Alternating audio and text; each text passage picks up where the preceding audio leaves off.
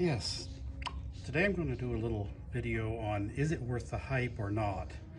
Today's radios: Panasonic RF-2200, GE Superadio 2, Zenith Royal 7000. I'm going to focus on AM. I'm not going to focus on sound quality or anything else.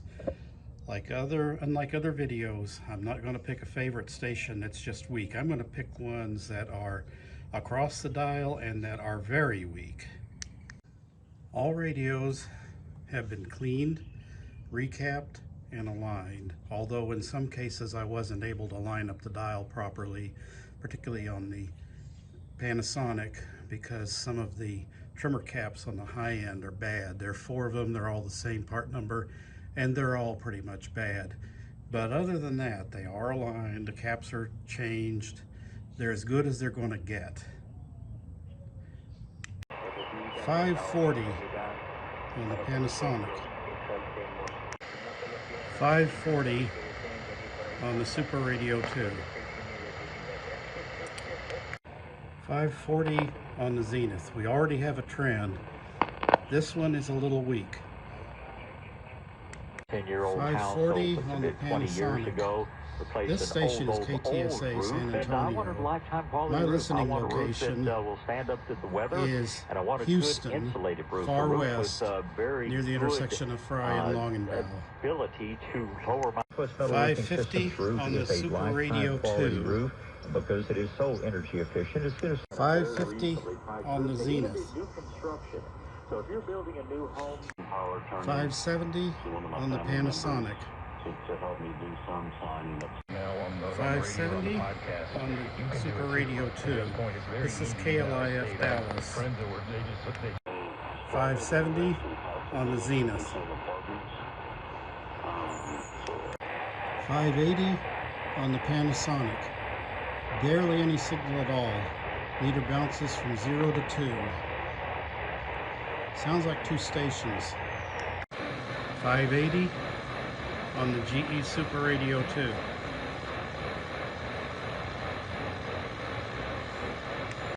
580 on the Zenith. 590 on the Panasonic. Now I'm not going for semi-local KLBJ. I'm going for the Mexican station that's underneath. Hearing a little Mexican music there.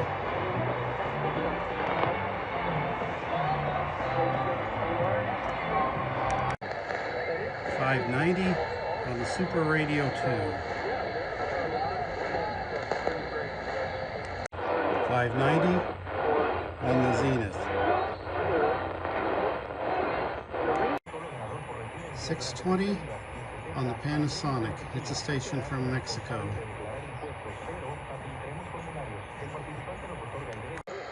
$6.20 on the Superadio 2.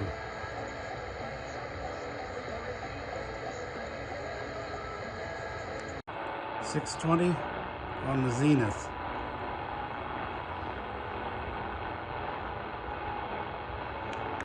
The Panasonic has a piece of something on 640. Not as much on the GE Superadio 2. Zenith has almost nothing, but I can hear it very faintly in the background. 660 KSKY Dallas. Where I was starting to lose days. I didn't know how to cope for the first time. 660 on the Superadio 2. Is a level of understanding that a lot of... And 660 on the Zenith.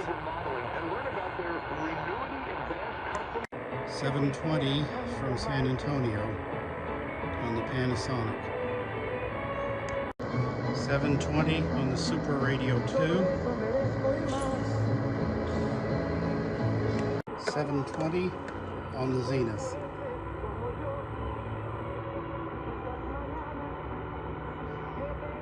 Panasonic on 820 WBAP. the people at Advanced Foundation Repair, when they approach what they do on your slab. 820 on the Superadio 2. It's backed by cash in the Texas Foundation. Warranty is transferable ownership. 820 on the Zenith. So that's Advanced Foundation Repair. Take it from a veteran. A piece of something on 840 on the Panasonic. Not so much on the Superadio 2. And not so much on the Zenith. Back to more Greatest Hits USA with Chuck Matthews, Houston's home for classic hits, Houston Radio Platinum. A 100 watt station on 850, about 30 miles away. And 850 on the GE Superadio 2. And on the Zenith. I abbreviate, not out of lack of respect, but because Zenith Royal 7000 is a mouthful. 1020 on the Panasonic. Yes, I skipped a lot of the band because there's a lot of strong stations and there's no point going through them when all three radios appear to be fairly equal. And this is where having 6 or 7 IF stages really comes into play. I have a selectivity problem on this 1020 on the Superadio 2 that I didn't have on the Panasonic. I have a piece of it on the Zenith. Again, it's got several more IF stages than the GE Superadio 2, so I'm not getting crosstalk. Okay, I'm trying for KRLD on 1080 with the Panasonic. A local 1070 would normally make enough crosstalk you couldn't receive this. I'm also getting some periodic interference from some source. I can hear the voice, you may not be able to. And I have a lot more of it on the Superadio 2. I have the periodic interference, but it seems to be coming from a different direction. So if you sacrifice a little bit of selectivity and get crosstalk, you can hear it a little better. And a little bit of it on the Zenith. A little piece of something on 1090 on the Panasonic. Sounds a little like Spanish on the GE Superadio 2. And a piece of it on the Zenith. A little piece of KWKH on 1130. A little more on the GE.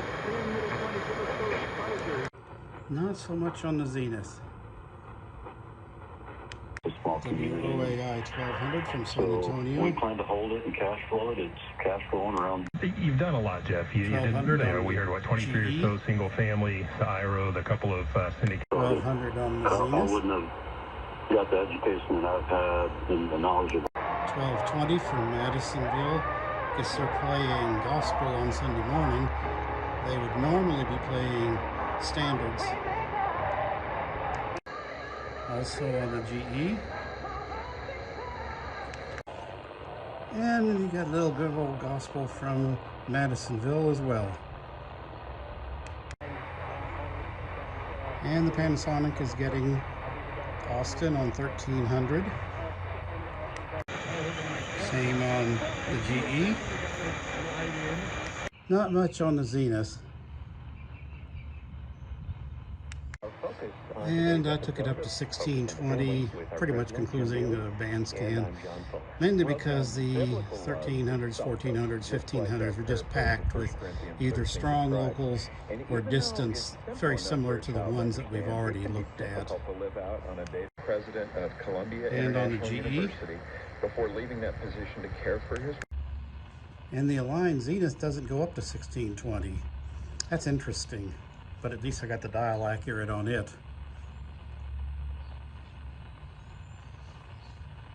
Some of you might be curious about Shortwave.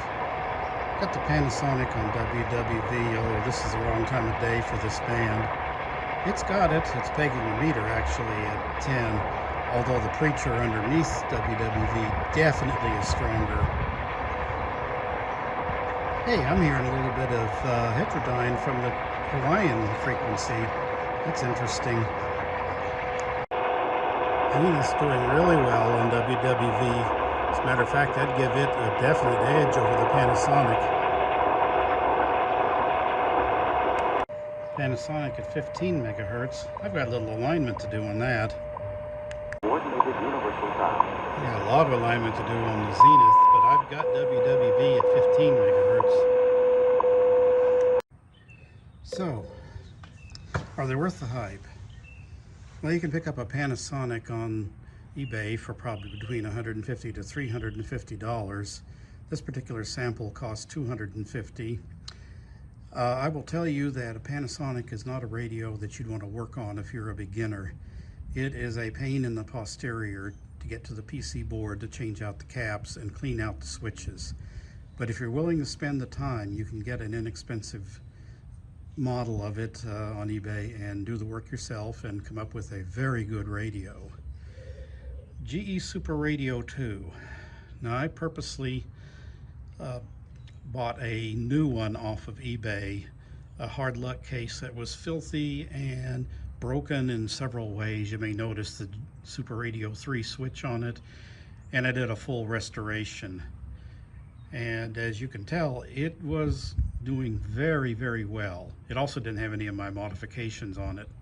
By the way, shout out to Scarlett for painting the black grill on it. She did a beautiful job of restoration on the grill. I look forward to teaching her some more restoration skills. Now, the Zenith Royal 7000. This is probably the oldest radio in the bunch. It was gifted to me, and I have to tell you that there was a parter that got in there and stole the original Zenith transistors. However, equivalent parts are available, and I replaced them all with the recommended equivalent parts. And like I said, I did an alignment, especially on AM, very carefully, so it's about as good as it's going to get. I would say that it's a monster on shortwave. It definitely was hanging in there right along with the Panasonic. It does have limited coverage on some of the upper frequency bands, but that's okay because a lot of them are broadcast bands, and that's where you'd want to be anyway and not in the dead spaces. As far as FM goes, the Panasonic is a monster. I would demonstrate it, but frankly in Houston there's very few rim shots and weak stations to pick up. Even the translators all tend to peg the meter at 10. Superadio 2, this is the same. It gets all of the rim shots and translators very well here in Houston. There's really no way to compare it. Zenith, I have some work to do on the FM section, so I really didn't test it. But if you're looking to pick up a Zenith, they go for anywhere from $350 to $600 on eBay. So they are the last of the models that were built on metal chassis with plug-in transistors. The one Royal radio that they did after this one was on a PC board. I would say that on a few stations the Zenith excelled, but to me it's hard to pick a winner between the GE and the Panasonic on AM. On some stations the Panasonic was clearly superior, and on some the GE was superior. The GE is a tuned RF amplified stage radio. It has a 3-gang tuner in the front and 4 IF stages, and I think that the addition of the tuned RF stage in front may give it an edge on volume on some of the weaker stations. You really have to turn them up on the Panasonic to get them. On selectivity, the Panasonic is a clear winner. You definitely can get in between local stations on it and pick up some very weak things. You can also get them to an extent on the GE, but you have to turn the radio and really work at it to get them. Dial accuracy is amazing on the Panasonic. I haven't had a chance to really get in there on the shortwave bands and do them thanks to a bad RF generator that failed midway through the calibration procedure. So I haven't fixed the FM on the Zenith either, but I'll definitely be getting to that. Now, if I find anything new, I'll certainly make a video on it, but I would say in terms of AM, I'd have to give it to the Panasonic. Yes, guys, I listen to you. It's an amazing radio. Yes, you have to turn up the volume on weak stations, but it will get things that the Superadio 2 just barely gets, if at all. On the other hand, the Superadio 2 cost me 20 bucks on eBay. And of course I put in some money for the caps and spray paint. So, you know, if you're on a budget, you want to go GE. Well, that winds it up for is it worth the hype? I would say all three are worth the hype, but it depends really on what you're looking for. You're looking for selectivity and sensitivity on AM, get the Panasonic. If you're looking for a budget radio that does the job, get the GE. If you're looking for something that's got excellent AM and can actually beat the Panasonic on shortwave, get the Zenith, because you're going to pay the extra money for the Zenith. That's it. Have fun, guys.